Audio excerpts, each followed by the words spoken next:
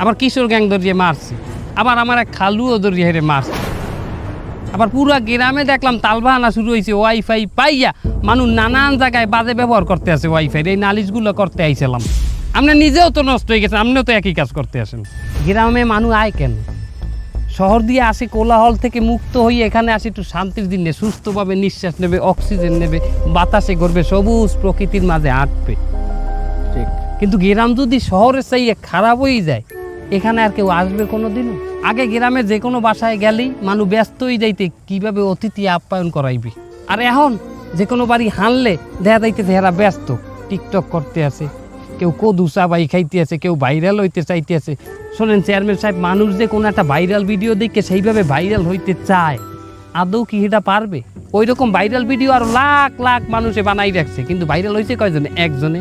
এই ভিডিওটাই আপনাদের কাছে আসছে। আগে তো বুঝতে হইবে যে কন্টেন্ট ক্রিয়েটর হওয়ার যোগ্যতা আমার মধ্যে আছে কিনা, ভালো ভিডিও বানানোর মতো যোগ্যতা আমার ভিতরে আছে কিনা। এইটা না জানলেই যে কোনো ভিডিও, যে কোনো ধরনের ভিডিও বানাইয়া সমাজটা নষ্ট করলে হইবে।